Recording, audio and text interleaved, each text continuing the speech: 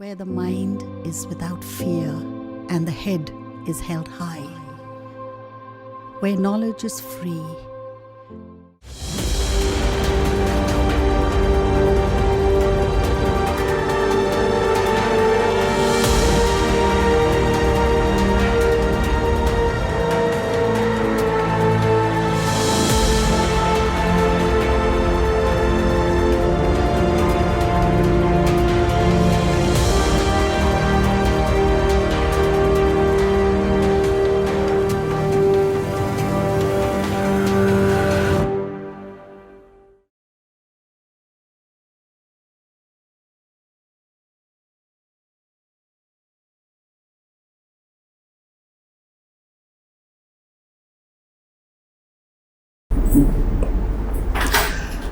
প্রিয় ছাত্রছাত্রীরা, তোমরা নিশ্চয়ই ভালো আছো। কেন নিশ্চয়ই বলছি, কারণ তোমরা যদি একটু সাবধান এবং সতর্ক থাকো তাহলে কিন্তু তোমাদের কোনো ভয় বা চিন্তার কোনো কারণ নেই। কারণ এখন তোমাদের সামনে একটাই কাজ, সেটা কিন্তু পড়াশোনা। প্রচুর সময় পাচ্ছ, ফলে বাইরে ঘুরে না বেরিয়ে অযথা পড়াশোনাটা করো, তাহলে ঘরের মধ্যে কিন্তু আর কোনো ভয়ের কোনো কারণ নেই। দেখবে যে খুব ভালো লাগবে। এবং পড়াশোনাটা একটু আনন্দ সহকারে করো, মানে জোর করে করা, মনের বিরুদ্ধে গিয়ে ঘরের মধ্যে আছি, বিরক্ত লাগছে, অনেক দিন স্কুল যেতে পারছি না, মানে এইগুলো মন থেকে বের করে দাও। যেদিন সব স্বাভাবিক হবে সেদিন ঠিক স্কুল যেতে পারবে। এখন তো আমাদের কারো হাতে কিছু নেই, ফলে তোমাদের পড়াশোনাটাই কিন্তু করতে হবে। সেই জন্য পড়াশোনাটা করো, অনেক সময় পেয়েছো। হ্যাঁ, তোমাদের হয়তো কিছু অসুবিধা হচ্ছে স্কুলে না গিয়ে, ক্লাস না করার জন্য। সেই জন্য কিন্তু মালদা জেলা প্রশাসন এবং ডিএ অফিসের যৌথ উদ্যোগে তোমাদের যে অসুবিধাগুলো যেন না হয়, সেই জন্য কিন্তু এই মালদা জেলা অনলাইন শিক্ষার ব্যবস্থা করা হয়েছে। গত 1 তারিখ থেকে শুরু হয়েছে। তোমরা অনেকগুলো ক্লাস করেওছো। আশা করি যে ক্লাসগুলো করেছো সেই ক্লাসে বা সেই জায়গাগুলোতে যে তোমাদের অসুবিধা ছিল সেগুলো দূর হয়েছে। ঠিক সেইভাবেই অন্য কোনো চিন্তা না করে তোমরা পড়ে যাও। প্রশাসন, সরকার তোমাদের সঙ্গে আছে। তোমাদের যেন কোনো রকম কোনো অসুবিধা না হয়, সেই জন্য সরকার কিন্তু সবসময় সচেষ্ট এবং সেটার দিকে দৃষ্টি রেখেছে। সেই জন্য বিভিন্ন সরকারি প্রোগ্রাম, অনলাইন পড়াশোনা, তার সঙ্গে সঙ্গে মালদা জেলা প্রশাসনও কিন্তু এই অনলাইন পড়ার ব্যবস্থা করেছে, শুধুমাত্র যেন তোমাদের কোনো রকম কোনো অসুবিধা না হয় সেই জন্য। ঠিক আছে? তো আমরা এবার সব মন থেকে দূরে সরিয়ে দিয়ে এখন পড়ার উপরে কনসেন্ট্রেশন করব। আমি বিশ্বজিৎ হালদার, মোথাবাড়ি হাই স্কুলের শিক্ষক, জীবনবিজ্ঞানের শিক্ষক। আমি ক্লাস 10-এর জীবনবিজ্ঞান পড়াবো। তোমরা সবাই খাতা কলমটা নিয়ে রেডি হয়ে যাও, কারণ পড়াতে গিয়ে যে জিনিসগুলো মনে হবে যে তোমাদের দরকার, সেগুলোকে নোট ডাউন করবে। তারপরে পরে যখন বাড়িতে পড়তে বসবে তখন টেক্সট বুকটা নেবে, নিয়ে তার সঙ্গে ট্যালি করবে, দেখে নিয়ে পড়লে দেখবে সব অসুবিধাগুলো ওভারকাম করতে পেরেছো। দেখো, আমি ক্লাস 10-এর জীবনবিজ্ঞান একটু তাহলে দেখি কি আলোচনা করা যায়। তোমরা এটাকে পড়া হিসাবে নেবে না, একটু মনের আনন্দ সহকারে সেটা দেখো, আলোচনাটা শুধু অংশগ্রহণ করো, দেখবে ভালো লাগবে। আমি তোমাদের ক্লাস 10-এর অভিব্যক্তি এবং অভিযোজন, এই একটা চ্যাপ্টার আছে, অধ্যায় আছে। সেই অধ্যায়ের আমি এই পরের পার্ট, অভিব্যক্তি পড়ানো হয়ে গেছে। তোমরা হয়তো দেখেওছো, পড়েওছো এবং অনলাইনে ক্লাসও হয়েছে। এবার অভিব্যক্তির যখনই হবে তার সঙ্গে সঙ্গে একটা শব্দ আসবে, যেটা হচ্ছে অভিযোজন। তাহলে এই অভিব্যক্তি তোমরা জেনে গেছো কি না, সরল থেকে জটিল, অনুন্নত থেকে উন্নত জীব সৃষ্টি। কিভাবে সৃষ্টি হচ্ছে? পরিবর্তনের মাধ্যমে। একটা মন্থর অথচ গতিশীল প্রক্রিয়ার মাধ্যমে উদ্বংশীয় সরল জীব থেকে, অনুন্নত জীব থেকে উন্নত জীবের সৃষ্টি হচ্ছে। এটা তোমরা কিন্তু অভিব্যক্তিতে আলোচনা হয়েছে।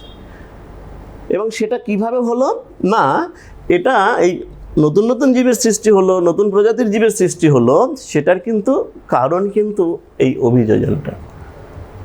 এটা কি না, একটা জীব পরিবেশের সঙ্গে, কোনো একটা পরিবর্তনশীল পরিবেশে বা নতুন কোনো পরিবেশের সঙ্গে নিজেকে কি করবে, সেখানে গিয়ে নিজেকে মানিয়ে নিতে হবে। কেন মানিয়ে নিতে হবে?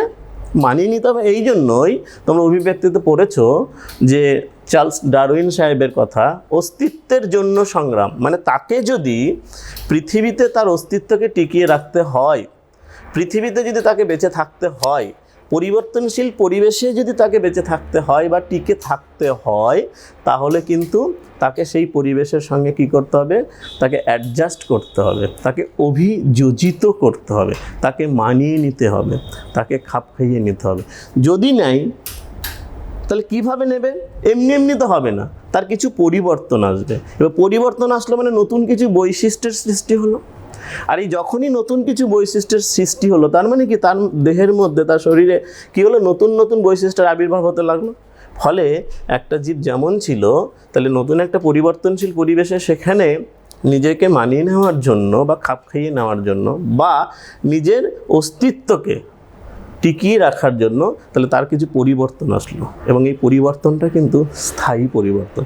আর যখনই কোনো নতুন বৈশিষ্ট্যের আবির্ভাব হলো পরিবর্তনের মাধ্যমে, তখনই কিন্তু সে একটা নতুন জীবের কী হলো, সেখান থেকে একটা নতুন জীবের সৃষ্টি হলো, মানে অভিব্যক্তি ঘটলো। তার মানে কি আমরা কি জানলাম এর থেকে জানতে পারলাম যে অভিযোজনের মাধ্যমেই কিন্তু অভিব্যক্তি ঘটে। মানে সে নিজেকে একটা পরিবেশে খাপ খাইয়ে নেওয়ার জন্য বা সেখানে মানিয়ে নেওয়ার জন্য বা ফিট করার জন্য তার কী হবে, নতুন নতুন বৈশিষ্ট্যের আবির্ভাব হবে, কিছু পরিবর্তন হবে, কিন্তু পরিবর্তনগুলো কিন্তু স্থায়ী পরিবর্তন। এবং যখন সেই পরিবর্তনটা আসবে তখন কিন্তু তার কি সে নতুন আগের থেকে একটু আলাদা রকম হবে, মানে একটা বলা যাচ্ছে নতুন প্রজাতির জীবের সৃষ্টি হতে পারে, সেটাই অভিব্যক্তি। এবার এই অভিযোজন তাহলে কী হলো ব্যাপারটা, যে সদা পরিবর্তনশীল পরিবেশে কোনো জীব নিজেকে মানিয়ে নেওয়ার জন্য বা খাপ খাইয়ে নেওয়ার জন্য, বা আরও ভালো বলা যায় সেই ডারউইন সাহেবের কথা, যে স্ট্রাগল ফর এক্সিস্টেন্স, অর্থাৎ অস্তিত্বের জন্য সংগ্রাম, নিজেকে টিকিয়ে রাখার জন্য তার পরিবর্তন হয়। কীরকম? স্থায়ী পরিবর্তন। পরিবর্তনগুলো কী কী হতে পারে? 1 নাম্বার হতে পারে অঙ্গ সংস্থানগত।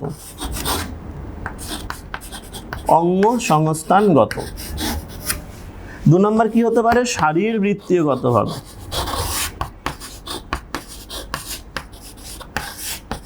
আর কি পরিবর্তন হতে পারে? 3 নাম্বার হতে পারে আচরণগত। তাহলে এই পরিবর্তনগুলো হতে পারে অঙ্গ সংস্থানগত, মানে বিভিন্ন অঙ্গের, নতুন নতুন অঙ্গের সৃষ্টি হতে পারে কোনো একটা পরিবেশে তাকে নিজেকে মানিয়ে নেওয়ার জন্য বা অভিযোজিত করার জন্য, বা কোনো অঙ্গের লুপ্ত হতে পারে, যেটা দরকার হবে না সেই পরিবেশে সে লুপ্ত হয়ে যেতে পারে। শারীরবৃত্তীয় বিভিন্ন কাজকর্মের কিছু পরিবর্তন হতে পারে। জীবদেহের যে অনবরত বিভিন্ন রকমের শারীরবৃত্তীয় ক্রিয়াকলাপ হয়, তার মধ্যে কিছু সেই কোনো পরিবেশে তাদেরকে নিজেকে মানিয়ে নেওয়ার জন্য শারীরবৃত্তীয় কিছু পরিবর্তন, কাজকর্মে পরিবর্তন করতে হতে পারে। আর কি না, আচরণগত, বিহেভিয়ারাল, আচরণগত, তার বিহেভিয়ারাল চেঞ্জ করতে হতে পারে। তবে তার কি হবে না, এই পরিবর্তনগুলো কিন্তু সব হবে স্থায়ী, পার্মানেন্ট, নট অস্থায়ী। যে আমি এক জায়গায় বসবাস করলাম, কিছু নতুন নতুন বৈশিষ্ট্য আসলো, আবার সেখান থেকে যখন চলে গেলাম সেটা হলো। বলছে একবার যে বৈশিষ্ট্যটা অভিযোজনকালে কোনো জীবের দেহে আসবে, সেটার কিন্তু কি আর নষ্ট হয়ে যাবে না, চলে যাবে না, সেটা থেকে যাবে। কিন্তু এটা যেন খেয়াল রাখবে। ফলে স্থায়ী পরিবর্তন।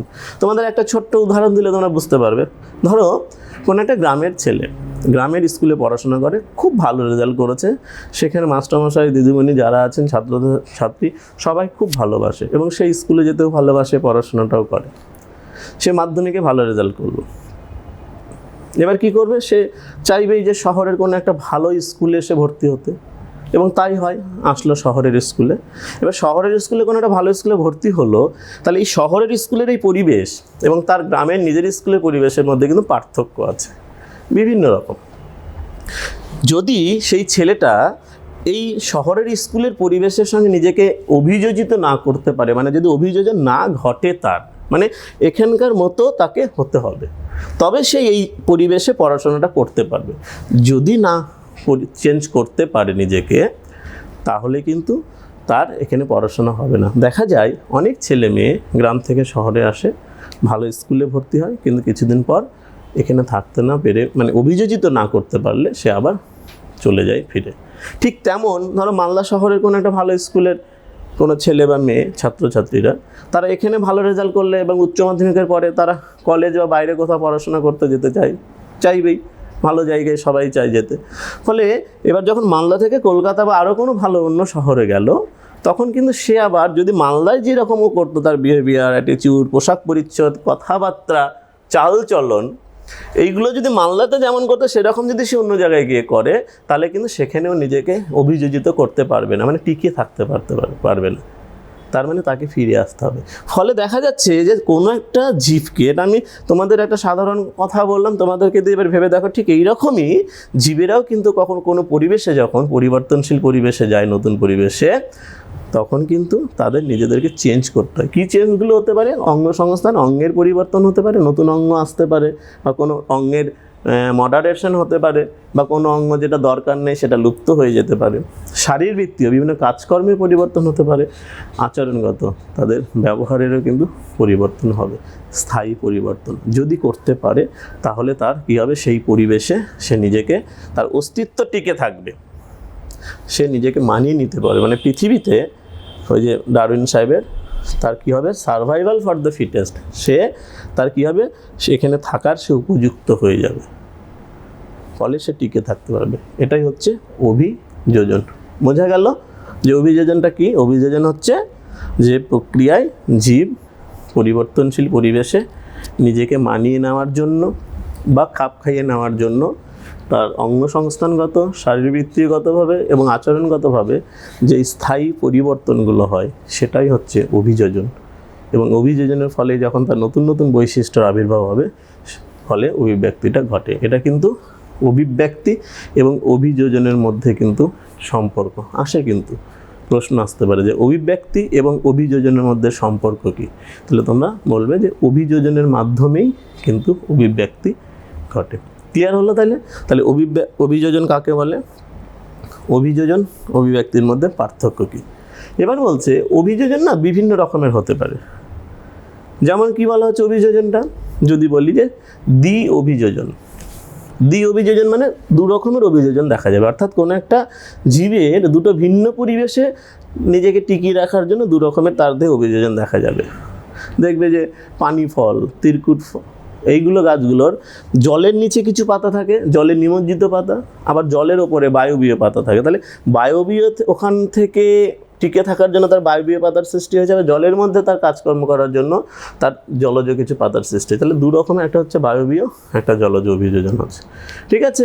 এইরকম তুমি দেখতে পাবে যে ব্যাঙ, সে ব্যাঙ কী করে না, তার ডাঙাতে অভিযোজন আছে, সে ডাঙাতে চলা লাফাতে পারে, আবার জলের মধ্যে সাঁতার কাটার জন্য তার পাটা কিন্তু লিপ্ত পদ, মানে চামড়া দিয়ে আবৃত করা থাকে, নখগুলো চামড়া দিয়ে আবৃত করা থাকে, লিপ্ত পদ সাঁতার কাটার জন্য। কিন্তু তাহলে দ্বি অভিযোজন স্থল এবং জল, এরকম বিভিন্ন রকম দ্বি অভিযোজন কিন্তু বিভিন্ন জীবের দেহে দেখা যায়।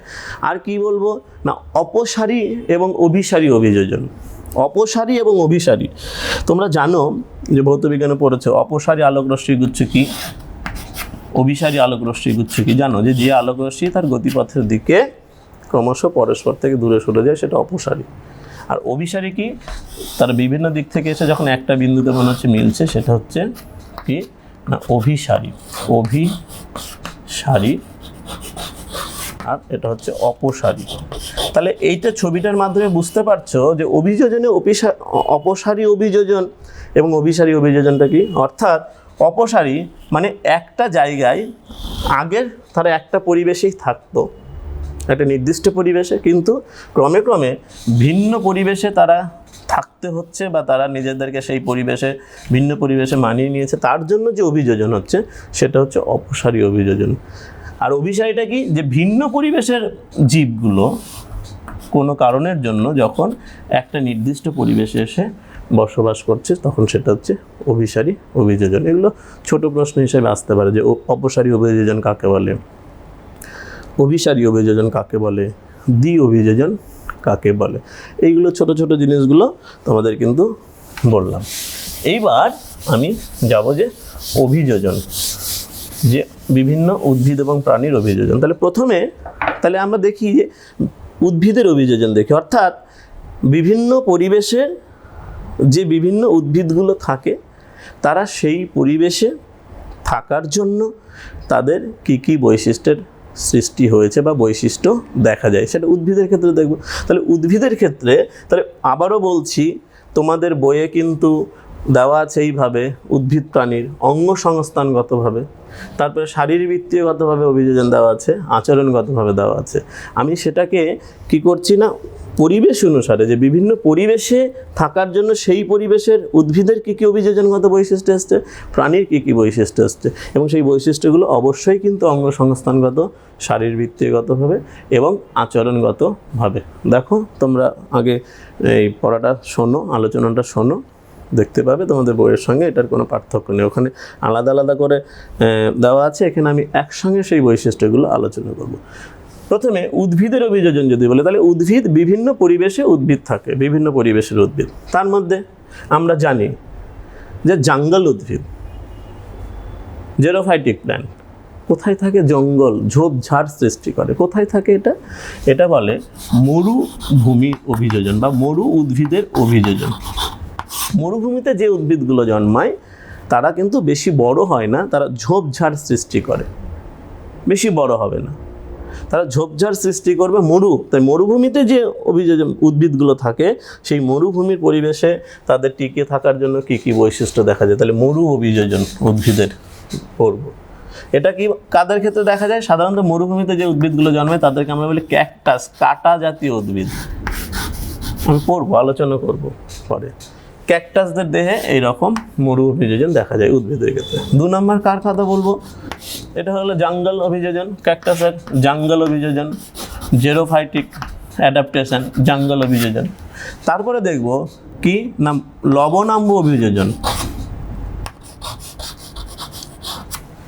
লবণাম্ব মানে লবণাক্ত মৃত্তিকায় যে সকল উদ্ভিদ জন্মায়, যেখানকার মাটিটা লবণ, মাটির মধ্যে লবণের পরিমাণ বেশি থাকে, সেই লবণাক্ত মৃত্তিকায় যে উদ্ভিদগুলো জন্মায়, তাহলে তাদের সেই লবণাক্ত পরিবেশে জন্মানোর জন্য কি কি বৈশিষ্ট্য দেখা যায়। আমরা কোথায় পাবো লবণাক্ত? আমাদের পরিচিত যে সুন্দরবন এলাকায় যে ম্যানগ্রোভ অঞ্চল সুন্দরবনে, সেখানকার যে উদ্ভিদগুলোর অভিযোজন সেটা লবণাম্ব। কারণ সুন্দরবনের যে ম্যানগ্রোভ অরণ্য আছে সেটা কিন্তু লবণাক্ত মৃত্তিকাতে সৃষ্টি হয়েছে সমুদ্রের উপকূলে। এখানে আমরা পাবো কি, বিভিন্ন উদ্ভিদ পাবো, যেমন পাবো সুন্দরী, যেমন পাবো গরান, যেমন পাবো গেঁয়ো, এরকম বিভিন্ন উদ্ভিদ পাবো, তাদের লবণাম্ব অভিযোজন দেখা যাবে। কি সেটা হচ্ছে হ্যালোফাইট, হলো হ্যালোফাইট অভিযোজন। 3 নম্বর কি পাবো? তাহলে মরু অভিযোজন গেল, তারপর লবণাম্ব অভিযোজন গেল। জলজ অভিযোজনও পাবো, হাইড্রোফাইট, জলজ অভিযোজন, অর্থাৎ জলের মধ্যে যে উদ্ভিদগুলো থাকে তারা জলে থাকার জন্য তাদের কি অভিযোজন সেটা পাবো। যেমন আমাদের পদ্ম আছে, পদ্মের অভিযোজন জলজ অভিযোজন, জলের মধ্যে থাকার জন্য তার সেটা। তারপরে মেসোফাইট আছে, স্থল অভিযোজন, অর্থাৎ সাধারণ স্থলভাগে যে উদ্ভিদগুলো থাকে তাদের কি অভিযোজন দেখা যায়। তারপরে পরাশ্রয়ী অভিযোজন, অর্থাৎ অন্য উদ্ভিদের উপর আশ্রয় করে বেঁচে থাকে যারা, তোমরা জানো অর্কিড, যারা পরাশ্রয়ী অন্য উদ্ভিদের উপর থাকে। স্বর্ণলতা হচ্ছে পরজীবী, কিন্তু পরাশ্রয়ী মানে অন্য উদ্ভিদের ওপরে। আমি যেমন বললাম একটু যে অর্কিড জাতীয় যে উদ্ভিদগুলো আছে তারা তাহলে সেই গাছের ওপরে বেঁচে থাকে, কিন্তু তারা কিন্তু আলাদাভাবে নিজেদের পুষ্টি নিজেরাই করে, কিন্তু গাছের উপরে থাকার জন্য, বেঁচে থাকার জন্য তার অভিযোজন হয়েছে পরাশ্রয়ী অভিযোজন। তারপরে এই রকম আছে যে রোহিণী অভিযোজন। রোহিণী অভিযোজন মানে যারা দুর্বল কাণ্ড বিশিষ্ট উদ্ভিদ, লিগোমিনেসি গোত্রের, মটর, ছোলা, লাউ, কুমড়ো, এদের এইসব যারা দুর্বল কাণ্ড বিশিষ্ট উদ্ভিদ, বিরুৎ শ্রেণীর উদ্ভিদ, তাদেরও অভিযোজন, তাদেরকে সূর্যালো পাওয়ার জন্য উপরের দিকে উঠতে হবে। তাহলে উপরের দিকে উঠতে হলে কিভাবে উঠবে? তারা তো দুর্বল কাণ্ড, সেই জন্য তাদের দেহেও তার বেঁচে থাকার জন্য তাদেরও অভিযোজন দেখা যায়, যেটাকে আমরা বলি রোহিণী অভিযোজন। রোহিণী অভিযোজন দেখা যায়। এইরকম বিভিন্ন ধরনের কিন্তু আমরা অভিযোজন দেখতে পাই। এছাড়া আত্মরক্ষার জন্য উদ্ভিদের বিভিন্ন অভিযোজন হয়। আত্মরক্ষার জন্য, বাঁচার জন্য। কীরকম বাঁচার জন্য কীরকম অভিযোজন হয় না, ওদের দেহে কাঁটার সৃষ্টি হয়। পত্রকণ্টক হতে পারে, শাখাকণ্টক হতে পারে, যেমন বেল গাছের হয়। গাত্রকণ্টক হতে পারে, গায়ে রোমের সৃষ্টি হয়, যে রোমের সংস্পর্শে আসলে ক্ষতি হতে পারে, সেই জন্য ভয়ে তাদের কাছে যাবে না, বেঁচে থাকার জন্য তাদের এই অভিযোজনগুলো হচ্ছে। যেমন বিচুটি পাতা আছে, তোমরা হয়তো দেখেছো, যেটা গায়ে লাগলেই চুলকোয় প্রচণ্ড, তার রোম যখনই গায়ের সংস্পর্শে আসবে চুলকোবে, আত্মরক্ষার জন্য। ওল, কচু এই গাছগুলো তৃণভোজী প্রাণীরা খায় না, গরু ছাগল খায় না। কেন খায় না? না, ওল কচু খেলে গলা চুলকোয়, আমরা জানি। কেন? তার মধ্যে র্যাফাইড বলে এক ধরনের ধাতব কেলাস থাকে। সেই র্যাফাইডগুলো কিন্তু কি হয় না, সেই গলায় গেলে চুলকবে, সেই ভয়ে কিন্তু তৃণভোজী প্রাণীরা ওই উদ্ভিদগুলোকে খায় না, মানে আত্মরক্ষার জন্য। তাহলে এদের অভিযোজনগুলো হয়েছে। তাহলে দেখতে পাচ্ছি যে উদ্ভিদরা বিভিন্ন পরিবেশে থাকার জন্য এবং বিভিন্নভাবে, যেমন এক ধরনের উদ্ভিদ আছে যারা কি করে, তাদের পুষ্প ফুলটাকে সাপের মতো করে, তাদের ফুলটাকে সাপের মতো দেখায়, অ্যারিসিমা বলে।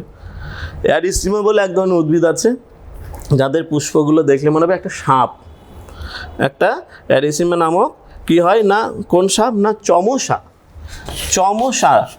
এইরকম একটা সাপ আমাদের দেখা যায়। সেই অ্যারিসিমা উদ্ভিদের পুষ্পপত্র বিন্যাস মানে ফুলগুলো এই চমসার সাপের মতো লাগে দেখতে, ফলে কেউ যাবে না ভয়, ফলে আত্মরক্ষা সাহায্য হবে। এই রকমভাবে অনেক দেখা যায় উদ্ভিদের পাতা বা ফলগুলো একটা বিভিন্ন আকৃতির হয়, যার ভয়ে কোনো প্রাণী সেটাকে নিতে যায় না। এটাকে বলা হয় অনুকৃতি বা মিমিক্রি বলা হয়। মিমিক্রিও কিন্তু এক ধরনের কি না অভিযোজন, কিন্তু আত্মরক্ষার জন্য অভিযোজন। যেমন এই যে চমসা গঠন করে উদ্ভিদরা বেঁচে থাকার জন্য। ঠিক আছে, এই রকম বিভিন্ন অভিযোজন দেখা যায়। এবার তোমাদের আমি যে অভিযোজনটা পড়াবো উদ্ভিদের ক্ষেত্রে একটু ডিটেলসে যেটা জানবো সেটা তোমাদের আছে, সেটা হচ্ছে ক্যাকটাস বা মরু অভিযোজন। মরুভূমিতে যে গাছগুলো জন্মায়, উদ্ভিদ জন্মায়, তাদের বলি ক্যাকটাস। এদের অভিযোজন, এরা মরুভূমিতে থাকার জন্য এদের দেহে কী কী বৈশিষ্ট্য দেখা যায়। ক্যাকটাস, আমাদের পরিচিত ক্যাকটাস হচ্ছে, আমরা যেটা আমাদের সাধারণভাবে দেখতে পাই সেটা ফণিমনসা, প্রায় প্রত্যেকটা জায়গাতে আমরা পাই আমাদের এই সব পরিবেশে। তাহলে এই ক্যাকটাস মরুভূমিতে থাকার জন্য তাহলে তার কী কী বৈশিষ্ট্য দেখা যায়। আগে বলো তো যে মরুভূমির পরিবেশটা কেমন, আবহাওয়া কেমন? মরুভূমির পরিবেশ বা আবহাওয়াটা কিন্তু প্রচণ্ড গরম, আর প্রচণ্ড পরিমাণে টেম্পারেচার থাকে। আর কি থাকে? জলের পরিমাণ কম ওখানে। এটা সব থেকে যেটা বৈশিষ্ট্য মরুভূমির, সেটা যে জল কম থাকে। তার মানে জল ছাড়া তো উদ্ভিদ বাঁচবে না। তাহলে যেহেতু ওখানে জল কম থাকে, সেই জন্য ওখানে উদ্ভিদগুলো বাঁচতে পারবে তখনই যদি তার জল অপচয়টা বন্ধ করে। তাহলে তার জল অপচয় বন্ধ করতে হবে। কিভাবে জল অপচয় বন্ধ করতে হবে? সেই জন্য এই ক্যাকটাস জাতীয় উদ্ভিদের কিন্তু বিভিন্ন রকমের বৈশিষ্ট্য আছে। 1 নাম্বার, পত্রকণ্টক। এই বৈশিষ্ট্যটা এসছে। সাধারণ উদ্ভিদের কি থাকে? পাতা থাকে। কেন থাকে না, পাতা 1 নম্বর সূর্যালোকের সাহায্যে খাদ্য তৈরি করে, আর 2 নাম্বার অতিরিক্ত যে জলটা সেটা বাষ্পমোচন এই পাতার মধ্যে দিয়ে হয়। কেন না, পাতার মধ্যে পত্ররন্ধ্র থাকে, আমরা জানি। সেই পত্ররন্ধ্র দিয়ে অতিরিক্ত জলটা বাষ্পাকারে বাইরে বেরিয়ে যায়। এবার এখানে যেহেতু জলের প্রাচুর্যতা আছে, প্রচুর জল পাওয়া যায়, ফলে অতিরিক্ত জলটাকে বের করলে আবার জল পাবে। ধরো তুমি এখানে নর্মাল জায়গায় আছে, প্রচুর জল আছে, তুমি কারো বাড়ি গেলে, তোমাকে জল খেতে দিল, তুমি একটু জল খেলে, 1 গ্লাস জলের মধ্যে একটু খেয়ে বাদ বাকিটা ফেলে দিলে। কেন ফেলতে পারলে না? অ্যাভেলেবেল জল, প্রচুর পরিমাণে জল আছে, ফলে এই অ্যাভেলেবেল জলের জন্য ফেলতে পারলে। কিন্তু ধরো তুমি এমন একটা জায়গায় গেছো, প্রচণ্ড গরম, আশেপাশে কোথাও জল নেই, কিন্তু তোমার ব্যাগের মধ্যে বোতলে একটুখানি জল আছে, তোমাকে সারা দিন থাকতে হবে। কি করবে তখন? তখন কিন্তু তুমি একটু জল নষ্ট করবে না, 1 ফোঁটাও না, নট এ সিঙ্গেল ড্রপ। 1 ফোঁটা জলও নষ্ট করো, প্রতিটা বিন্দু, জলের বিন্দু কিন্তু তুমি খাবে, কারণ তোমাকে বেঁচে থাকার জন্য জল দরকার। এই মরুভূমিতে প্রতিটা বিন্দু জলের উদ্ভিদের কিন্তু প্রয়োজন। অপচয় করা যাবে না, বাষ্পমোচন করা যাবে না, কারণ জল বেরিয়ে যাবে। আর বাষ্পমোচন হয় প্রধানত পাতার পত্ররন্ধ্রের মাধ্যমে। সেই জন্য পাতাটাই কি করলো, ওরা লুপ্ত হয়ে গেল। পাতা কিসে পরিণত হলো? কাঁটাতে পরিণত হলো, পত্রকণ্টক। পাতা কাঁটায় রূপান্তরিত হলো। তাহলে পাতা থাকলো না। ওই একটা কথা আছে না, না রহেগি বাঁশ না বাজেগি বাঁশরি। ঠিক এই রকম, যে পাতাই নাই তাহলে আমার বাষ্পমোচন হলো না, তাহলে জলের অপচয় বন্ধ হয়ে গেল, কাটা হলো। আত্মরক্ষার জন্যও কিন্তু হয় অনেক উদ্ভিদের, কিন্তু মরুভূমির উদ্ভিদের ক্ষেত্রে মেইনলি এটা বাষ্পমোচন রোধ করার জন্য। খুব মুশকিল, পাতা নেই, জলের বাষ্পমোচনের হার কমানো হলো। ওকে, তাহলে এটা কী খেয়ে বাঁচবে কি? কারণ পাতাই তো রান্নাঘর। যদি পাতা না থাকে কোথায় খাদ্য তৈরি হবে উদ্ভিদে? দেখো, সেই জন্য এদের যে বৈশিষ্ট্যটার আবির্ভাব হলো সেটা পর্ণকাণ্ড। একটু ভালো করে যদি সুন্দর করে মন দিয়ে শোনো, দেবে মানে খুব ইন্টারেস্টিং ব্যাপারটা, কিন্তু মানে কঠিন না।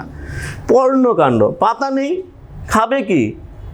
সালোক সংশ্লেষ কোথায় হবে? তোমরা ক্লাস 9-এ সালোক সংশ্লেষ পড়ার সময় দেখেছো, একটা বলা হতো যে এমন একটি উদ্ভিদের নাম করো যার কাণ্ডে সালোক সংশ্লেষ হয়। তাহলে কাণ্ড কোন উদ্ভিদ হবে? কাণ্ড হবে, কাণ্ডে সালোক সংশ্লেষ হবে সেই উদ্ভিদের যে উদ্ভিদের কাণ্ডটা কি হবে? সবুজ হবে প্রথমত। তোমরা উদাহরণ হিসাবে পড়েছিলে ক্যাকটাস বা ফণিমনসা, লাউ, কুমড়ো, কারণ এদের কাণ্ড সবুজ। ফণিমনসা কাণ্ডটা কেমন? পর্ণকাণ্ড। পর্ণ মানে পাতা, অর্থাৎ কাণ্ডটা পাতার মতো চ্যাপ্টা, রসালো, সবুজ বর্ণের। তাহলে চ্যাপ্টা জায়গা বেশি, সবুজ, ক্লোরোফিল আছে, রসালো, ভেতরে রস, মিউসিলাস থাকে, প্রচুর পরিমাণে জল ধরে রাখতে পারে মিউসিলাস থাকার জন্য।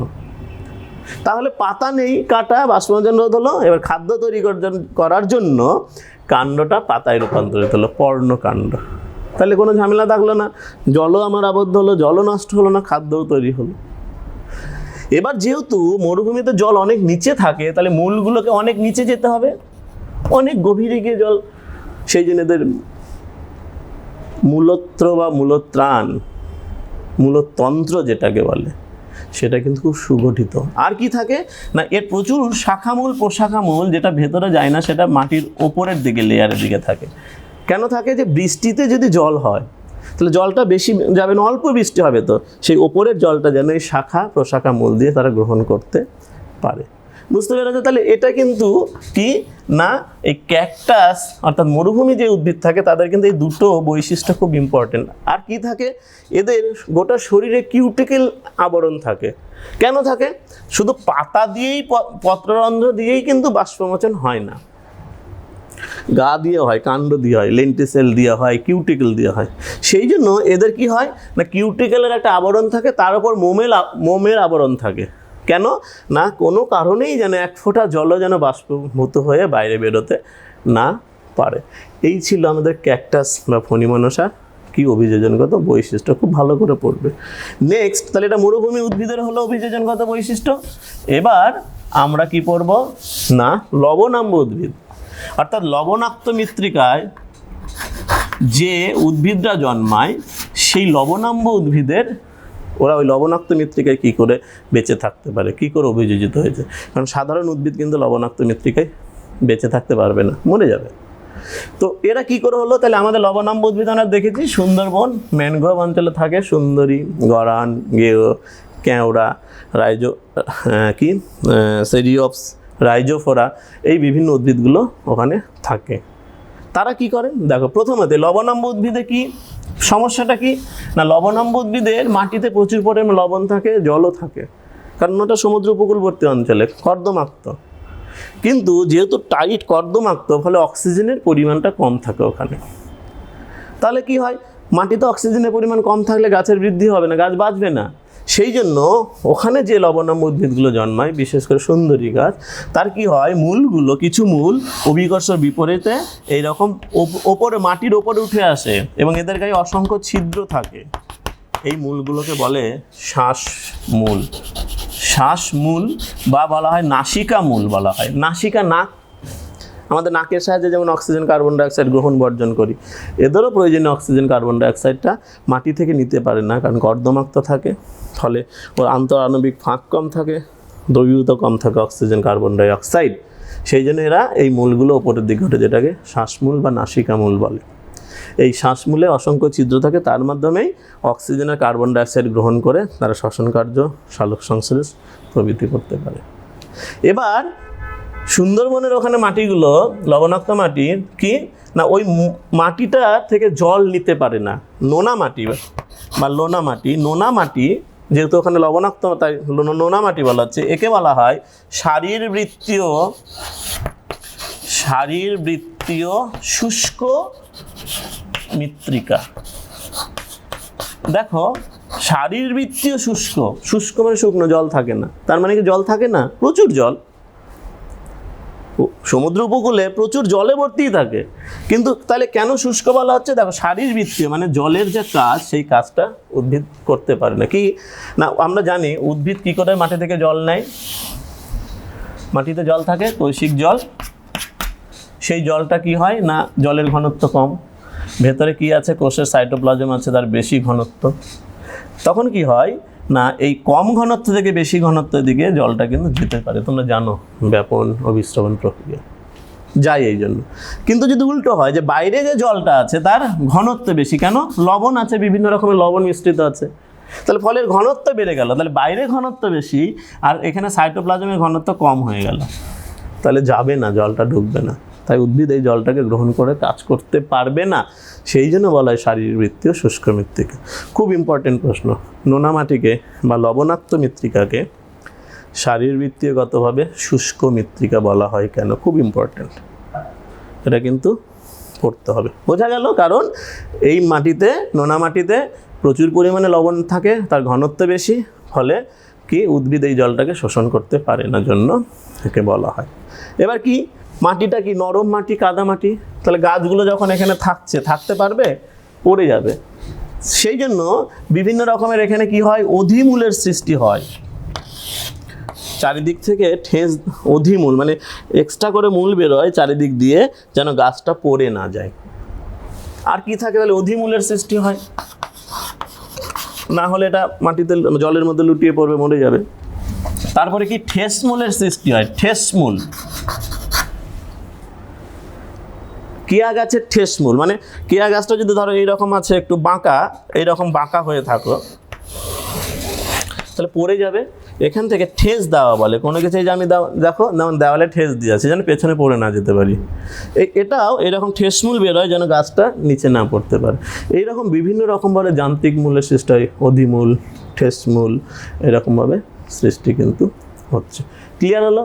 আর একটা যেটা বৈশিষ্ট্য দেখা যায় এই লবণাক্ত, এগুলো তো বৈশিষ্ট্য থাকেই, তার সঙ্গে যেটা দেখা যায় সেটা হচ্ছে জরায়ুজ অঙ্কুরোদ্গম।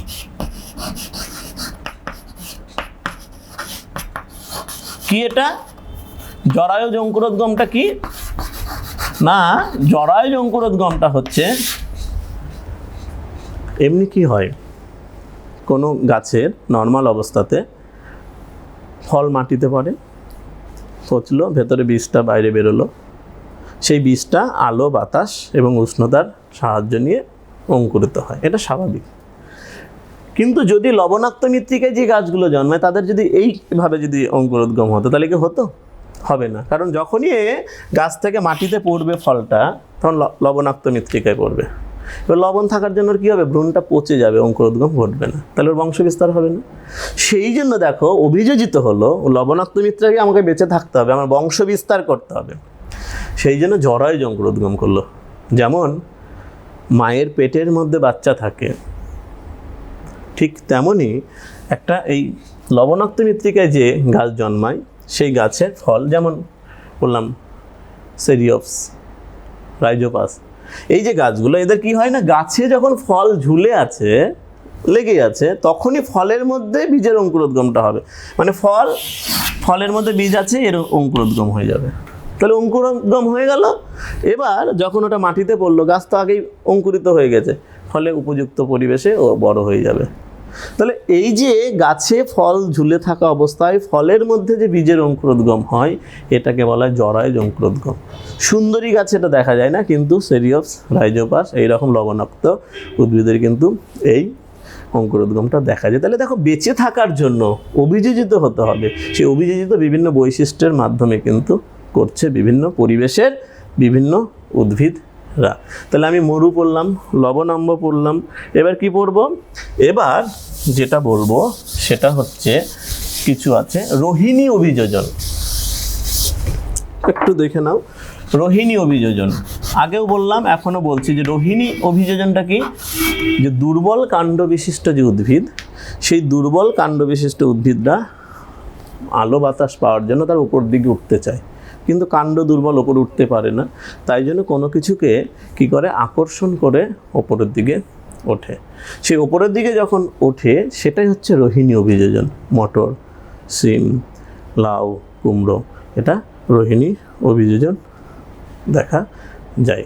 এরই সাথে আমি যে কি করলাম না উদ্ভিদের এই রোহিণী অভিযোজন কি হয়, যে এই যে আকর্ষণটা সৃষ্টি হলো, একটু বলে নিই, আকর্ষণটা যে সৃষ্টি হলো মটর গাছের, সেটা কি থেকে, সেটা কি হলো না মটর গাছে যে পক্ষল যৌগিক পত্র আছে, পক্ষল যৌগিক পত্র, তোমরা জানো মটর গাছের পাতা হচ্ছে যৌগিক পত্র, অর্থাৎ এইরকম দুদিকে পাতা থাকে, পক্ষল যৌগিক পত্র। এই আকর্ষণটা যখন সৃষ্টি হয়ে যায় পাতাতে, তখন দেখবো ওর আর কোনো পত্র ফলক থাকে না। তার মানে পত্র ফলকের পরিবর্তে এটা পরিবর্তিত হয়ে এটা আকর্ষণ সৃষ্টি হলো, যে আকর্ষণটাকে তাই বলা হয় পক্ষল যৌগিক পত্রের রূপান্তর অঙ্গ হচ্ছে। তাহলে পাতার সংখ্যা কমে যাচ্ছে, দেখো পাতার সংখ্যা কমলে শালক সংশ্লেষ কমবে, কি হলো তাই জন্য ওর উপপত্রের সৃষ্টি হয়। দেখবে ওই যেখানে কাণ্ড বেরোচ্ছে সেখানে দেখবে একটা বড় পাতার সৃষ্টি, উপপত্র। এই পাতা যেহেতু এখানে একটা লুপ্ত হয়ে গেল আকর্ষণের জন্য একটা দুটো, এটার জন্য। এই ছিল হচ্ছে রোহিণী অভিযোজন, এবং এর সাথেই আমি উদ্ভিদের অভিযোজনটাকে কিন্তু শেষ করলাম। এরপরে আমি প্রাণীর অভিযোজনটা শুরু করব। এবার আমরা প্রাণীর অভিযোজন, যেমন উদ্ভিদরা বিভিন্ন পরিবেশে থাকার জন্য তাদের বিভিন্ন রকমের বৈশিষ্ট্যের আবির্ভাব ঘটলো বা এসছে, দেখা গেল, ঠিক প্রাণীরাও বিভিন্ন পরিবেশে প্রাণীরা বসবাস করে। যেমন জলজ পরিবেশ, জলে প্রাণীরা থাকে। কারা থাকে আমরা জানি, প্রধানত জলজ পরিবেশে যারা থাকে তারা মাছ। এছাড়াও কিছু অন্য পরিবেশের প্রাণী বা মৎস্য শ্রেণী ছাড়াও অন্য পরিবেশের প্রাণীরাও কিন্তু কখনো কখনো অভিযোজিত হয়েছে, যেমন তিমি, যেমন ডলফিন। এই যে প্রাণীগুলো, তিমি স্তন্যপায়ী প্রাণী, সাধারণত এদের জলে থাকার কথা না, কিন্তু এরাও জলে অভিযোজিত হয়েছে। তাহলে যাদের পূর্বপুরুষ এবং এখনকারও প্রজাতি বা এখনকার বংশধারা জলে, আগেও জলে ছিল এখনও জলে, তারা হচ্ছে মুখ্য জলজ অভিযোজন বা মুখ্য জলজ প্রাণী বলা হয়। আর যাদের পূর্বপুরুষ অন্য কোনো পরিবেশে ছিল, সেখান থেকে তারা জলজ পরিবেশে এসছে, তাদেরকে বলা হয় গৌণ জলজ প্রাণীর, বা তাদের দেহে গৌণ জলজ অভিযোজন দেখা যায়। ঠিক আছে, এটা 1 নম্বর জলজ অভিযোজন। 2 নম্বর কি হলো, খেচর অভিযোজন। খেচর মানে যারা খেতে চড়ে, বাতাসে যারা ওড়ে, যারা উড়ে বেড়ায়। কারা আমরা জানি পাখি। তাহলে পাখির পূর্বপুরুষ বা সবাই এখনকার, আগে এখন তারপরেও হয়তো দেখা যাবে যে পাখিরা উড়েই বেড়াচ্ছে, তাহলে এরা মুখ্য খেচর প্রাণী বলা হয়। মানে এদের কিন্তু মুখ্য খেচর অভিযোজন দেখা যায়।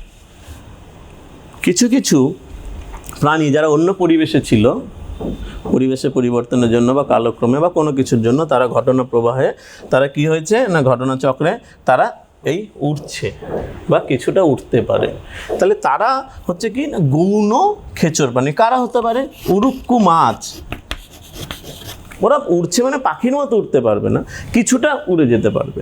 উড়ুক্কু কাঠবিড়ালি, উড়ুক্কু ব্যাং, এরা কিন্তু কিছুটা উঠতে পারে। এরা হচ্ছে গৌণ খেচর প্রাণী। তাহলে খেচর মানে যারা উড়বে, পাখি মুখ্য, আর অন্য যারা ওড়ে তারা হচ্ছে গৌণ। তাহলে আমি দেখলাম জলজ অভিযোজন, দেখলাম কি না জলজ অভিযোজনের মাছ, খেচর প্রাণী দেখলাম পাখি। আর কি আছে, মরু অভিযোজন। আমরা দেখলাম উদ্ভিদেরও মরু অভিযোজন হয়, তাহলে প্রাণীরও হচ্ছে, অর্থাৎ মরুভূমিতে যে সকল প্রাণীরা থাকছে, টিকে আছে, বেঁচে আছে, তারা কি করে মরুভূমিতে থাকতে পারছে। মরুভূমির জানি কে আছে, উট, জাহাজ বলা হয় মরুভূমি। ওখানে থাকে কি করে, অন্য প্রাণীরা যেখানে থাকতে পারবে না সেখানে উট কি করে থাকতে পারে। তার মধ্যে নিশ্চয়ই কোনো বৈশিষ্ট্য বা কোনো গঠন শারীরবৃত্তীয়গত হতে পারে, অঙ্গ সংস্থানগত হতে পারে, সেই বৈশিষ্ট্যগুলো এসছে। এটা হচ্ছে মরু অভিযোজন। আরও কিছু আছে, বিশেষ কিছু অভিযোজন দেখতে পাবো, যেমন তিমির অভিযোজন। তিমির জলজ অভিযোজন, আমি বললাম তিমি হচ্ছে গৌণ, অন্য স্তন্যপায়ীরা থাকতে পারে না, কিন্তু তিমি থাকতে পারছে, গৌণ অভিযোজন। সেই কি অভিযোজনগুলো আছে, সেই কি বৈশিষ্ট্যের জন্য তিমি জলে থাকতে পারছে, আমরা সেটা দেখব। আর কি দেখব না, বাদুড়, চামচিকে বাদুড়। বাদুড় স্তন্যপায়ী প্রাণী, বাদুড় স্তন্যপায়ী প্রাণী। এ কি করে উড়ে বেড়াচ্ছে বা উঠতে পারে, আমরা সেটাও কিন্তু দেখব, আলোচনা করব। এছাড়াও বিভিন্ন রকমের অভিযোজন দেখা যায়। কীরকম অভিযোজন দেখা যেতে পারে, মাটির মধ্যে থাকার জন্য, গর্তের মধ্যে থাকে সাপ, ছুঁচো, ইঁদুর, এরা কি কেন থাকতে পারে, অন্য প্রাণীরা তো থাকতে পারে না? ভূগর্ভ অভিযোজন। গাছের সঙ্গে, গাছের ওপরে থাকে বৃক্ষ অভিযোজন। তোমরা জানো হনুমান, বাঁদর, এগুলো কি থাকে? এগুলো হচ্ছে গাছের ওপর। ওরা কেন, আমরা গাছের ওপর হাঁটতে পারবো না, চলতে, কিন্তু ওরা এক গাছ থেকে অন্য গাছ, সেই গাছ থেকে আর এক গাছ লাফিয়ে বেড়ায়, আরামসে চলতে পারে। কেন থাকতে পারে? গুহার মধ্যে কিছু প্রাণী থাকে, গুহা অভিযোজন আছে। এছাড়া কি না, আত্মরক্ষার জন্য প্রাণীরা কিন্তু বিভিন্ন রকমভাবে নিজেদেরকে কিন্তু পরিবর্তন করে বা অভিযোজিত করে। এখানেও কিন্তু মিমিক্রি দেখা যায়, এখানেও মিমিক্রি দেখা যায়। কার মিমিক্রি দেখা যায়? ক্যালিমা নামক পতঙ্গ। ক্যালিমা একটা পতঙ্গ আছে, যেটা না মানে কি হয় না, সেই পতঙ্গটা যে গাছের ওপরে থাকে সেই গাছের পাতার মতো হয়ে যায়। ক্যালিমা নামক পতঙ্গ, মিমিক্রি দেখা যায়। আত্মরক্ষার জন্যও কিন্তু এদের অভিযোজন হয়। সাপ তার বিষ, মৌমাছির হুল মারা যায়, আত্মরক্ষার জন্য এগুলো অভিযোজিত হয়েছে। আবার তোমরা এক ধরনের সাপ দেখেছো, যেটা গ্রাম বাংলায় লাউ ডগা সাপ বলে। সবুজ রঙের হয়, একদম লাউয়ের যে ডগা, লাউয়ের যে গাছটা তার মতো একদম সবুজ হবে, মিশে থাকবে, তুমি চিনতে পারবে না যেটা লাউয়ের ডগা নাকি সাপ। তাহলে সেটাও কিন্তু অভিযোজন। অনেক সময় টিকটিকি গিরগিটিও কিন্তু রং চেঞ্জ করে পরিবেশের সঙ্গে নিজেদেরকে আত্মরক্ষার জন্য। আমরা বলি যে টিকটিকি গিরগিটির মতো রং কেন পাল্টাও, মানে ওরা যখন যে পরিবেশে থাকবে সেই পরিবেশে সাধারণত সেই জায়গার রং কিন্তু ওরা কিন্তু গ্রহণ করে নেয়। ফলে কেন করে এগুলো? এগুলো আত্মরক্ষার জন্য কিন্তু অভিযোজন করে থাকে। ফলে আমরা দেখতে পেলাম যে বিভিন্ন রকমের অভিযোজন হতে পারে বাঁচার জন্য, সেই পরিবেশে নিজেকে মানিয়ে নেওয়ার জন্য, সেই পরিবেশে নিজের অস্তিত্বকে রক্ষা করার জন্য এই ধরনের কিন্তু অভিযোজন হয়, বিভিন্ন রকমের অভিযোজন হয়। আমি এবার তোমাদের কিছু বিশেষ প্রাণী বিশেষ পরিবেশে থাকার জন্য তাদের কী কী অভিযোজন হয়। 1 নম্বর আমি যাব মুখ্য জলচর প্রাণী, তার অভিযোজন। কে না, আমাদের মাছ। এবার মাছের মধ্যে কোন মাছটা আমরা ভালো মানে সচরাচর দেখতে পাই, সবাই পরিচিত, আমরা জানি রুই মাছ, রুই কাতলা। তো এই রুই মাছটা যেহেতু আমরা দেখতে পাই, ফলে আমরা রুই মাছের বৈশিষ্ট্যের সঙ্গে মোটামুটি পরিচিত। বা যদি আমি তোমাদের বলি, তখন তোমরা কিন্তু বাড়িতে যখন মাছ নিয়ে আসবে বাবা, তখন তোমরা সেটাকে ট্যালি করে বা মিলিয়ে নিতে দেখতে পারবে। কিন্তু সেই জন্য রুই মাছটাকে আদর্শ একটা মাছ ধরে নেওয়া হচ্ছে এবং আদর্শ জলজ প্রাণী বলে। এর দেহে জলে থাকার জন্য এই মাছের দেহে কী কী অভিযোজনগত বৈশিষ্ট্য এসছে। 1 নাম্বার, দেহ আকৃতি। দেহ আকার, দেহ আকৃতি। দেহের আকারটা কেমন? জলে বা বাতাসে যদি কোনো প্রাণী থাকতে হয়, তোমরা দেখেছো মাছের আকারটা কেমন হয়। দেখো, সামনের দিকে সরু, পেছনের দিকে সরু, মাকু আকৃতি বলা হয়। মাকু ওই যে তাঁত বনে, যে কাপড় বনে, যে সেখানে একটা জিনিস এদিক ওদিক যাতায়াত করে, যেটা মাকু বলা হয়, যার দু সাইডে সরু, মাঝখানটা চওড়া। কেন এরকম আকৃতি হয়? এই যখন জলের মধ্যে দিয়ে যখন যাচ্ছে, তাহলে জলের একটা বাধা আছে, সেই বাধার মধ্যে দিয়ে যদি আমাদের মতো এরকম মোটাসোটা বা আগাগোড়া সমান যদি কোনো জিনিস যায়, তাহলে বাধা বেশি পাবে। সেই জন্য সামনের দিকে সরু হলো। দেখবে প্লেনেরও সামনে সরু, পেছনে সরু। পরে যাব আমি পাখির কথা যখন বলবো, ওটা বাতাসে, তো তাই এটা জলের মধ্যে। তাই জন্য কী হলো, যে প্রথমে একটু সরু হয়ে গেল। সরু হওয়ার ফলে সেটা তাহলে অল্প জায়গা, ওই বলে না সূচে ঢোকা ফাল হয়ে বেরোনোর মতো। তাহলে এটা জলে তাহলে অল্প জায়গায় বাধা পাচ্ছে। এবার ঢুকলো, তারপরে যখন ঢুকে গেল, তখন মাঝখানে জলটা যখন এখানে আসলো, বেশি করে ফাঁক হয়ে গেল, বাধাটাকে অতিক্রম করলো। আবার যখন বেরোচ্ছে সেই জায়গা থেকে পেছনে সরু, ফলে সহজেই বেরিয়ে যেতে পারে। এই জন্য জলের বাধা অতিক্রম করে জলের মধ্যে এরা সহজে চলাফেরা করার জন্য দেহটা মাকু আকৃতির হয়েছে। এদের মাছের দেহের ওপরে বিভিন্ন রকমের আঁশ থাকে, সাইক্লয়েড, টিনিয়য়েড, গ্যানয়েড, আত্মরক্ষার জন্য। এবং সেই আঁশের ওপরে কি থাকে, একটা মিউকাস বা পিচ্ছিল পদার্থ থাকে। সেই জন্য মাছকে ধরলে স্লিপ করে বেরিয়ে যায়, আত্মরক্ষার জন্য। যে ধরে ফেলেছো, কিন্তু দেখলে এমনভাবেও বেরিয়ে চলে গেল, পিচ্ছিল হয়ে থাকে মিউকাসের জন্য, আত্মরক্ষার জন্য। তাহলে বুঝতে পারছো যে ওকে জলে বাঁচতে হবে আমাকে, সেই জন্য বিভিন্ন অভিযোগ। এবার কি না, এদের জলের মধ্যে শ্বাসকার্য করতে হবে। জলের মধ্যে যদি শ্বাসকার্য করতে হয়, আমরা স্থলভাগে যারা থাকি, সেই মেরুদণ্ডী প্রাণীদের শ্বাসকার্য করার জন্য ফুসফুস, স্থল, মানুষ থেকে শুরু করে গরু থেকে পক্ষী থেকে সবার, কিন্তু জলের মধ্যে তো ফুসফুসের সাহায্যে শ্বাসকার্য করা যাবে না, অক্সিজেন গ্রহণ কার্বন ডাইঅক্সাইড বর্জন করা যাবে না। সেই জন্য এদের দেহে কি থাকে, ফুসফুসের পরিবর্তে ফুলকা। এই যে কানকো, এবার বলতে পারো স্যার কানকো কোনটা মাছের? যদি বাবার সঙ্গে কোনোদিন বাজারে যাও দেখতে পাবে বাজারে মাছ ভালো না খারাপ, পচা না ভালো, সেটা দেখার জন্য বাবা বাজারে গিয়ে মাছের যে অংশটা ধরে ভেতরে একটা লাল রঙের অংশ দেখতে পায়, এই যে যেটা তুললো সেটা হচ্ছে কানকো। কানকোর ভেতরে থাকে হচ্ছে ফুলকা। এই ফুলকার সাহায্যে এরা শ্বাসকার্য করে জলের মধ্যে। এই প্রসঙ্গে বলে রাখি যে কিছু কিছু মাছ আছে যারা কিন্তু জলের বাইরেও অনেকক্ষণ বেঁচে থাকতে পারে। জানো তোমরা, জিওল মাছ বলে ওদেরকে, কই, মাগুর, শিঙি, এরা কিন্তু জলের বাইরেও অনেকক্ষণ বেঁচে থাকতে পারে। কেন? কারণ এদের তো ফুলকা। ফুলকাটা কি? ফুলকাটা জলের মধ্যে শ্বাসকার্য করার জন্য, শ্বসন করার জন্য। জলের বাইরে কার সাহায্য করে না? সেই সকল মাছগুলো, কই, মাগুর, শিঙি, এদের দেহে অতিরিক্ত শ্বাসযন্ত্র থাকে। অতিরিক্ত শ্বাসযন্ত্র থাকে। সেগুলো কি না, সেগুলো কোনোটা কারো দেহে ফুলের মতো, গোলাপ ফুলের মতো থাকবে। ওটাকে বলা হয় শ্বাস পুষ্প। ওটাকে বলা হয় শ্বাস পুষ্প, ফুলের মতো। এটা মাগুরের দেখা যায়, মাগুর মাছ। শিঙি মাছে দেখা যায় শ্বাস বৃক্ষ, গাছের মতো লতা পাতা, এরকম পাতা মনে হচ্ছে শাখা পোশাখা যুক্ত, শ্বাস বৃক্ষ, বৃক্ষের মতো, তাই এটাকে বলা হয় শ্বাস বৃক্ষ। কারোর মধ্যে শ্বাসনালী থাকে। এইরকম এইগুলো কি না, এই যে অতিরিক্ত শ্বাসযন্ত্র, শ্বাসপুষ্প, শ্বাসবৃক্ষ, এইগুলোর সাহায্যে ওরা কি করে না, ওরা জলের বাইরে যখন ওরা আসে তখন সেখান থেকে ওরা শ্বাসকার্য করে। প্রশ্ন আসতে পারে, আসে যে জিওল মাছ মানে কই, মাগুর, শিঙি, এরা জলের বাইরেও অনেকক্ষণ কেন বেঁচে থাকতে পারে? মানে গল্পে শোনা যায়, আমরা ছোটোবেলা শুনেছি যে কই মাছকে নাকি তাল গাছের মাথাতেও পাওয়া যায়, ওরা ওখানেও বেঁচে থাকে। যেমন গল্পের গরু গাছে ওঠে কি না, ঠিক ওটা গল্পের গরু গাছে ওঠে, কতটা সত্যি। কিন্তু কই মাছ তাল গাছের মাথাতে থাকতে পারে, থাকে, বেঁচে থাকে। এটার মধ্যে একটু হলেও কিন্তু আমরা এই অতিরিক্ত শ্বাসযন্ত্রের সাহায্যে যদি দেখি তাহলে সম্ভব হলেও হতে পারে। কতটা সত্য জানি না, কিন্তু সম্ভব হতে পারে। কীরকম? ধরো একটা বিল বা পুকুরের পাশে একটা তাল গাছ আছে, যখন শুকিয়ে যায়, জল অল্প অল্প থাকে, তখন দেখবে ওখানে সহজেই মাছ ধরা যায়। যেমন মানুষ মাছ ধরে, তেমন চিল, কাক, বিভিন্ন পাখিও মাছগুলোকে ধরে নিয়ে গিয়ে কী করবে? ধরলাম যে ওই পুকুরের পাশে তাল গাছটার ওপরে গিয়ে বসলো। এবার তাল গাছের গোড়াগুলো তো অনেক চওড়া হয় এবং গাছের সঙ্গে আটকে থাকে, বলে ওই জায়গাটা না জল জমতে পারে, বৃষ্টি হলে জল জমে থাকতে পারবে।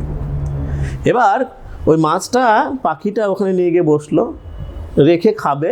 এবার যেহেতু অনেকক্ষণ ডাঙাতেও থাকতে পারে, ফলে ওরা লাফাতে লাফাতে ওই তাল গাছের যে কাণ্ড, মানে পাতার যে পত্রমূল, তার মধ্যে ঢুকে গেল। তাহলে আর পাখিটা খেতে পারবে না। এবার যদি ওখানে বৃষ্টির ফলে জল জমে যায়, তাহলে কিন্তু মাছটা ওখানে বেঁচে থাকতে পারে। যেটা গল্প, সেটা আমি, এটা জাস্ট মনে হলো, তোমরা এবার ভাববে, তোমাদের যুক্তি দিয়ে ভাববে যে এটা সম্ভব কি সম্ভব না। কিন্তু এই অতিরিক্ত শ্বাসযন্ত্রের জন্য কিন্তু কই, মাগুর, মানে শিঙি, এই জিওল মাছ যারা, তারা কিন্তু জলের বাইরেও অনেকক্ষণ কিন্তু বেঁচে থাকতে পারে। তাহলে এটা গেল শ্বাসঙ্গ। এবার কি যাব না, এবার জলের মধ্যে ওদের চলাফেরা করতে হবে। জলের মধ্যে চলাফেরা করতে হবে। আমরা যেমন মাটিতে যখন স্থলভাগে চলি, পায়ের সাহায্যে চলি, পাখিরা ডানার সাহায্যে, ঘোড়া তার সামনের পা পেছনের পায়ের সাহায্যে চলে। এই মাছ তাহলে জলের মধ্যে চলাফেরা করে কি করে না, মাছ জলের মধ্যে চলাফেরা করে পাখনার সাহায্যে। তোমরা জানো মাছের পাখনা আছে কটা? 7টি, জোড় এবং বিজোড় পাখনা। তার মধ্যে 2 জোড়া জোড় পাখনা, 2 জোড়া জোড় পাখনা, মানে কটা হলো? 2 × 2 = 4। 3টি বিজোড় পাখনা, 3টি বিজোড় পাখনা, তাহলে কত হলো? 3 × 1 = 3। টোটাল কটা হলো? এই জোড় পাখনাগুলো কোনটা না, বক্ষ পাখনা, জোড় পাখনা। দেখবে দুদিকে দুটো থাকে, মাছটাকে ধরলে এদিকে একটা থাকবে, এদিকে একটা থাকবে। শ্রোণী পাখনা ঠিক পায়ের ওপরে, এদিকে একটা আর ওই সাইডে একটা, তাহলে দুটো জোড় পাখনা পেলাম। বিজোড় পাখনা কি? পৃষ্ঠ পাখনা, পিঠের ওপরে থাকে বড় পাখনা। পায়ু পাখনা, যেখানে পায়ু সেখানে একটা পাখনা। আর কি দেহের শেষের দিকে থাকে যেটা, সেটাকে বলা হয় পুচ্ছ পাখনা বা লেজ বলা হয়। তাহলে 3টে বিজোড় পাখনা, 2টো জোড় পাখনা, 7টা। এই জোড় এবং বিজোড় পাখনার সাহায্যে কি করে ওরা জলের মধ্যে বিভিন্নভাবে চলাফেরা করে। প্রশ্ন আসে, মাছের জলজ অভিযোজনে জোড় এবং বিজোড় পাখনার ভূমিকা আলোচনা করো। মানে কোন জোড় পাখনা কোন কাজটা করে, কোন বিজোড় পাখনা কোন কাজ করে। মনে রাখবে, জোড় পাখনাগুলো মাছকে জলের মধ্যে স্থির হয়ে একটা নির্দিষ্ট জায়গায় স্থির হয়ে থাকতে সাহায্য করে। যদি বাড়িতে কারো অ্যাকুয়ারিয়াম থাকে বা যদি বাড়ির পাশে পুকুর থাকে, একবার গিয়ে দেখতে পারো। কারণ পুকুরে সবসময় দেখতে পাওয়া খুব টাফ, কখন ওরা উঠবে কখন দেখতে পাবে। কিন্তু বাড়িতে অ্যাকুয়ারিয়াম থাকলে দেখতে পাবে মাছগুলো যখন স্থিরভাবে জলের মধ্যে আছে তখন জোড় পাখনাগুলোকে মেলে দিয়ে রাখে স্থির। আর জলের মধ্যে যখন চলতে থাকবে, গতি নিয়ে যখন চলতে থাকবে, মানে জলকে কাটতে হবে, জলের বাধাকে কম করতে হবে, তখন এই মানে বিজোড় পাখনাগুলো তখন কি করে না, বিজোড় পাখনাগুলো তখন জলটাকে কেটে দুভাগ করে জলের বাধাটাকে অতিক্রম করতে সাহায্য করে। এই ছিল হচ্ছে পাখনার ভূমিকা চলনে বা গমনে, মাছের জলজ গমনে, জলের মধ্যে গমন করতে এই যে জোড় বিজোড় পাখনাগুলো কি কাজ করে। ক্লিয়ার হলো? এবার কি যাব, পাখনা গেল, আমরা ওদের গমনে সাহায্য করলাম পাখনাটা। আর কি আছে না, মাছের সব থেকে যেটা যে দেখবে মাছ জলের মধ্যে কখনো ভাসছে কখনো ডুবছে। আমরা পারবো না, আমাদেরকে জলের মধ্যে ছেড়ে দিলে ডুবেই যাব। এবার ডুবে যাওয়ার পরে জল টল খেয়ে যখন ফুলে যাব তখন ভেসে উঠবো। কিন্তু মাছ যখন খুশি ডুবছে যখন কিছু উঠছে। কিভাবে সম্ভব না, মাছের কি হয় না, এই মাছের উদর গহ্বরে মানে পেটে যখন বাবা মাছ নিয়ে আসবে তখন একটু মা যখন মাছটা কুটবে বানাবে তখন একটু কাছে গিয়ে বসবে, দেখবে, ভালো লাগবে। তো এই উদর গহ্বরের মধ্যে কি থাকে, দ্বিপ্রকোষ্ঠযুক্ত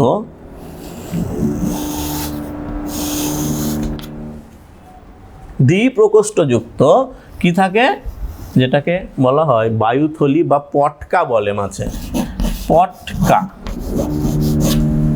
বায়ুথলি বা পটকা থাকে। কি করে না, এই বায়ুথলি বা পটকার 2টো প্রকোষ্ঠ, এই বায়ুথলি বা পটকায় মাছকে জলের বিভিন্ন গভীরতায় ডুবতে ভাসতে সাহায্য করে। কিভাবে না, পটকার 2টো প্রকোষ্ঠ, অগ্রপ্রকোষ্ঠ, এটা হচ্ছে পশ্চাৎ প্রকোষ্ঠ।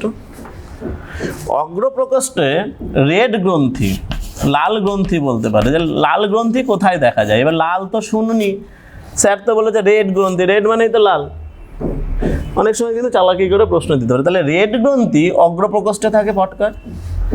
এই রেড গ্রন্থি কি করে, এখানে গ্যাস তৈরি করে এক ধরনের। গ্যাস মানেই হালকা, তার মানে যখন এখানে গ্যাসটা হলো তাহলে হালকা হয়ে গেল, অর্থাৎ দেহের মাছের আপেক্ষিক গুরুত্বটা কমে গেল, হালকা হবে, তখন সে ভেসে উঠবে, সহজেই ভাসতে পারবে। আর কি হবে, তারপরে এখানে একটা ভাল্ব আছে, এই ভাল্বটা কি হবে, বন্ধ থাকে তখন। এবার যখন ভেসে উঠলো, এবার ডুবতে হবে যখন, তখন এই ভাল্ব খুলে গেল, তখন এই গ্যাসটা এই পশ্চাৎ প্রকোষ্ঠে রেটিয়া মিরাবিলিস,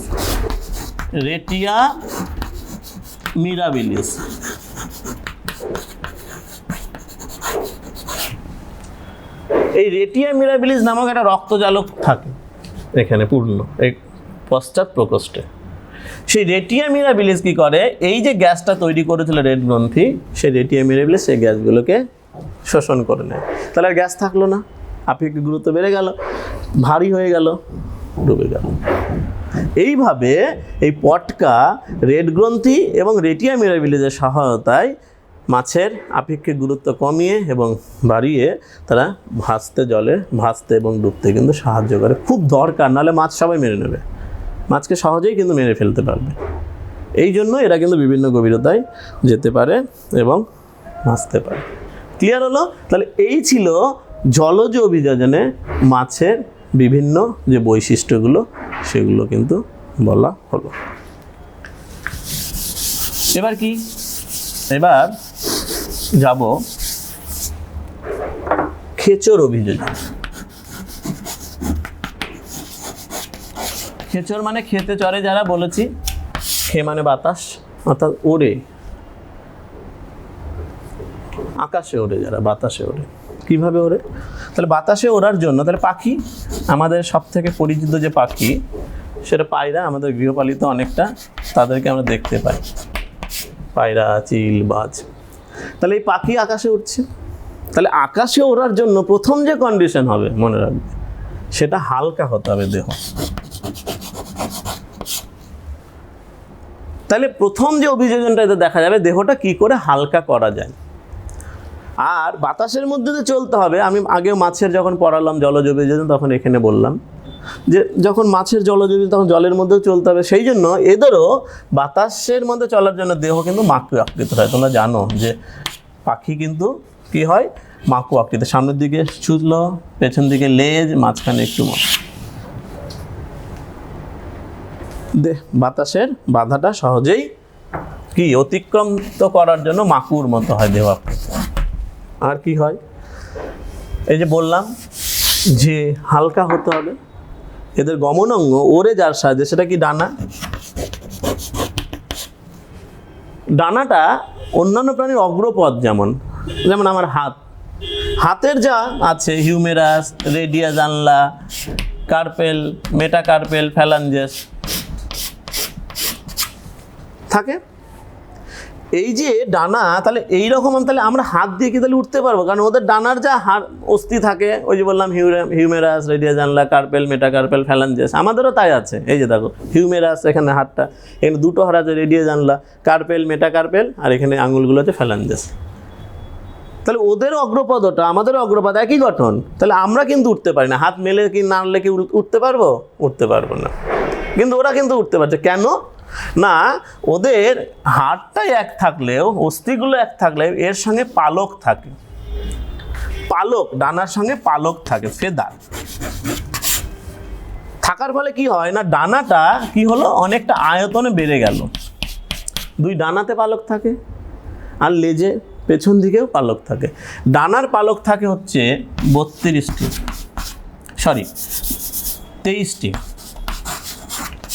এই ডানার পালককে বলা হয় রেমিজেস, 23টা। আর লেজের দিকে থাকে রেকটিসেস।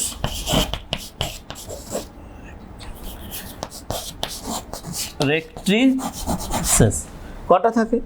এটা হচ্ছে 23 জোড়া। আর যেটা ডানাতে থাকে সেটা কটা?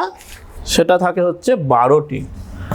এটা হচ্ছে 23টি রেমিজেস, আর এটা থাকে হচ্ছে 12টি রেকটিসেস। ঠিক আছে। এই ডানার সঙ্গে এই পালক থাকার জন্য কি হয়, হালকা হয়, আয়তন বাড়ে। আর্কিমিডিস সাহেব একটা সূত্র বলেছিল যে কোনো প্রাণী বা কোনো কিছু যদি তরলে বা বায়ুতে আংশিক বা সম্পূর্ণ নিমজ্জিত করলে বস্তুটি ওজনের আপাত হ্রাস হয়। এই আপাত হ্রাস বস্তু কর্তৃক অপসারিত বায়ু বা তরলের ওজনের কিন্তু সমান হয়। ফলে যত বেশি নিচে আয়তনটা বড় হবে, সেই জিনিস দিয়ে যত বাতাসের উপরে যত চাপ দেবে, তাহলে বাতাস তত বেশি ঊর্ধ্বমুখী চাপ দেবে, ফলেও কিন্তু সহজেই উঠতে পারবে। এই জন্য এদের দেহটা হালকা করার জন্য, আয়তনের বৃদ্ধির জন্যও কিন্তু এই ডানার সৃষ্টি হয়েছে। আর একটা খুব ইম্পর্টেন্ট জিনিস আছে যেটা ওড়ার জন্য ওদের কাজে লাগে, সেটা কি না, পায়রার দেহে, পায়রা যখন এমনি নর্মাল পরিবেশে থাকে তখন অক্সিজেন গ্রহণ করে ফুসফুসের সাহায্যে। আগেও বলেছি, এখনও বলছি, ফুসফুসের সাহায্যে। কিন্তু তোমরা দেখেছো যে পায়রা, চিল, বাজ অনেক উঁচুতে, মানে যেখানে অক্সিজেন নেই সেখানেও কিন্তু উঠতে পারে, অন্যরা পারে না। কেন পারে না, ওর ফুসফুসের সঙ্গে, যেটা ফুসফুস থাকে তার সঙ্গে 9টি কি থাকে, বায়ুথলি থাকে। কি করে, যখন ওরা স্বাভাবিক পরিবেশে থাকে তখন কি করে, এর মধ্যে অক্সিজেনটা ভর্তি করে নেয়। এমনি স্বাভাবিক পরিবেশে থাকলে তো অক্সিজেনটা এর মাধ্যমে গ্রহণ করছে, শ্বসন ক্রিয়া করছে। আর তখন কি করে, এই যে 9টি বায়ুথলি থাকে তার মধ্যে অক্সিজেন ভর্তি করে নিল। এবার যখন অনেক উঁচুতে উঠলো, অক্সিজেন পাচ্ছে না, কিন্তু সেখানেও শ্বসন করতে হবে, শক্তি লাগবে, তখন এই বায়ুথলির অক্সিজেনটা নিয়ে ওরা তখন শ্বসন কার্য করে, ফলে অনেক উঁচুতে উঠতে পারে। প্রশ্ন আসে, ঈগল, পায়রা, চিল বা যেরা অনেক উঁচুতে অনেকক্ষণ উঠতে পারে কেন? কারণ ওদের দেহে কি থাকে, 9টি বায়ুথলি থাকে, যার সাহায্যে অক্সিজেনের অভাব হলে সেখান থেকে অক্সিজেন গ্রহণ করে এরা কিন্তু শ্বাসকার্য চালায়। এটা ছিল, তাহলে প্রশ্ন আসে, তাহলে পায়রার খেচর অভিযোজনে বায়ুথলির ভূমিকা আলোচনা করো, খুব ইম্পর্টেন্ট প্রশ্ন। এরপরে কি বলবো, তাহলে দেহ হালকা করতে হবে।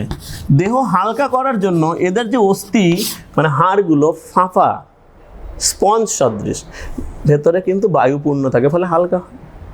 আর কি থাকে হালকা করার জন্য, এদের দেহের কিছু অঙ্গ প্রত্যঙ্গ থাকে না, যেমন কি পাকস্থলীর পৌষ্টিকতন্ত্রের পাকস্থলী থাকে না। পাকস্থলী থাকলে সেখানে কি থাকবে, খাদ্য জমা হলেই ভারী হবে, তাই জন্য এটা থাকে না।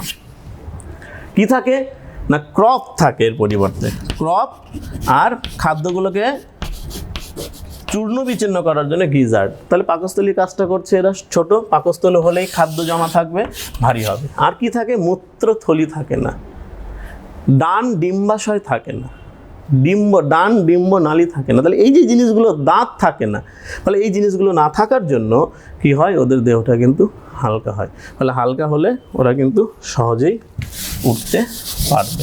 এই ছিল হচ্ছে পায়রা বা খেচর প্রাণীর আকাশে বা বাতাসে ওড়ার জন্য অভিযোজন। এবার যাব একটা বলেছিলাম মরু অভিযোজন, মানে উটের অভিযোজন। আমরা জানি মরুভূমির জাহাজ বলা হয় উট। কেন উট ওখানে থাকতে পারে, দেখবে উটের পাগুলো লম্বা হয়।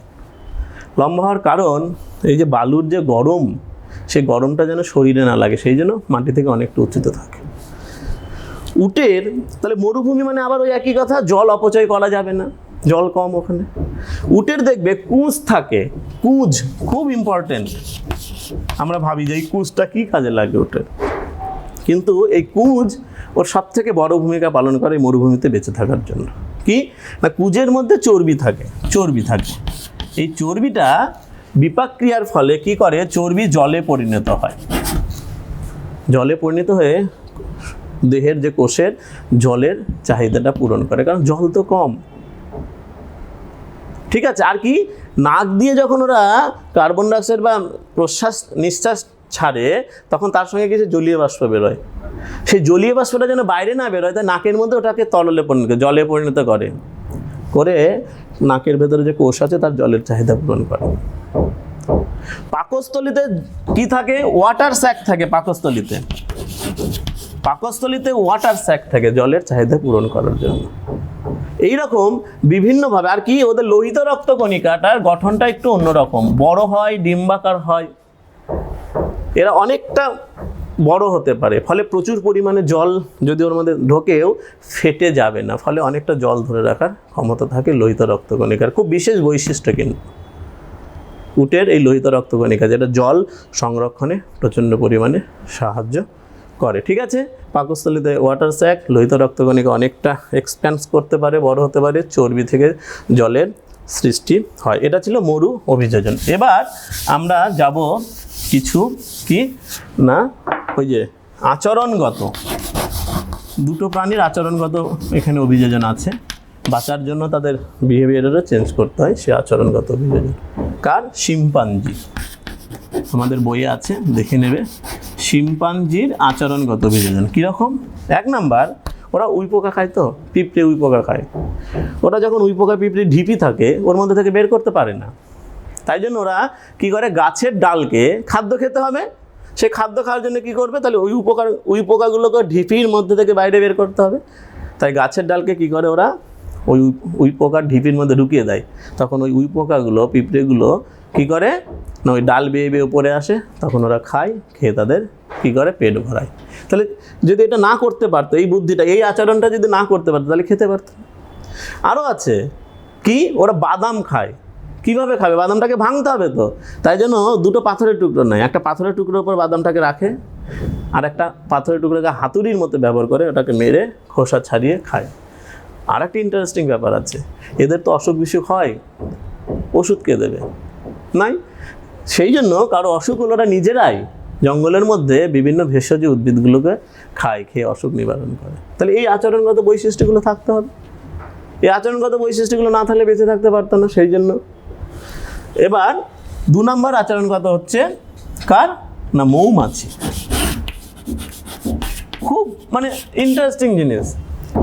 কার্ল ভন ফ্রিস বিজ্ঞানী মৌমাছি নৃত্য, বি ডান্সিং, মৌ নৃত্য মানে মৌমাছির নাচ, এর ওপরে রিসার্চ করে তিনি নোবেল পুরস্কার পেয়েছিল। ভাবো তাহলে এই যে মৌমাছির যে বিহেভিয়ারাল যে অভিযোজনগত যে বৈশিষ্ট্য, সেটা কার্ল ভন ফিশ তার উপরে কাজ করে সে নোবেল পুরস্কার পেয়েছিল। সেটা কি না মৌমাছির নৃত্য, মৌ নৃত্য বা মৌমাছি নৃত্য, বি ডান্সিং। কি না দু রকমের দেওয়া হয়, একটা হচ্ছে চক্রাকার নৃত্য মৌমাছির, আর একটা ওয়াগাল নৃত্য। একটা চক্রাকার নৃত্য, একটা হচ্ছে ওয়াগাল নৃত্য।